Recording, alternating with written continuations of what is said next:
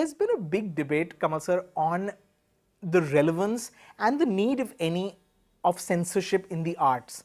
The recently appointed chairperson of the CBFC came under severe criticism recently when he proposed a ban on cuss words in films. Yeah, he's a friend of mine. Right. And he's a filmmaker. And he asked, Kya Kamal ji, aapne bhi bol diya? I said, it's directly not It's at not personal, him. right. It's not at all personal. It's the right. I've seen great writers write it. Most of the Renaissance statues will have to be pulled down. True. The work of Michelangelo, most of his work will have to go down because they are not well clad. What is the solution then? I know you have very strong views on the issue of censorship. What do you do with Khajuraho? I mean, do you stop children from entering it? Because there are coital posters on the wall. True. And the idea is they must see it. That is why they built it. The king was sensible. If you're harking back to your culture, is it not my culture? Is Vatsayana not of my culture?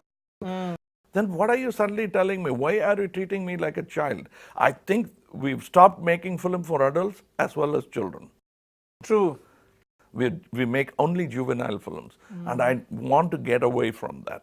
I don't say that I am making it. Right. I want to get away from it. Ash, Maggie Gyllenhaal, the 37-year-old Hollywood actress, recently exposed Hollywood's double standards when she revealed that she was rejected for a role for being too old to star opposite a 55-year-old male star. On the other hand, Ranbir Kapoor, who's roughly 10 years younger than you, plays your romantic interest in Karan Johar's film. You've seen him as a teenager working on his father's film.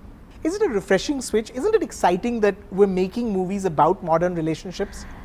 I think it's refreshing that Karan is doing what he's doing as a filmmaker, and you know, his cinema has always excited the audience. I was very, very happy. I mean, first he shared it with me and I thought he was just sharing it. And then he said, I'd like you to play this part. And I was like, seriously, I mean, it's an easy yes, because Karan and me have been meaning to work together. That's right. Since the first film. So it's amazing how life's come a full circle, and I'm glad it's eventually worked out on, as you said, doing something refreshingly different even in a Karan Johar film. True. Always exciting for the actor in me, because Rajiv, I tried to do that even with Iruvar. I mean, at the end of the day, there was a huge difference. Correct. That Mani was gutsy enough to endorse right from the beginning, and I was like, I'm here to say precisely that as an actor, here I am open to the craft. Mold me, cast me the way you need to, let this be the director's medium, and let us enjoy the magic of cinema. So I was there doing that in Iruvar, and I'm glad today, even if it means the other way around, whatever it takes, because these are stories being told. That's and right. they're not far from reality, because this is the world we're living in. Earlier this year, you stood up for yourself when a leading publication objectified your body in an online slideshow. There was a lot of support for you and for your response at the time, but there were also some people who felt that you were being hypocritical because you were making too much of a fuss when you didn't have a problem doing item songs or sexy photo shoots. There were some people who felt the timing was perfect because it was around the release of Finding Fanny. Now that some time has passed, what have you learned from that incident?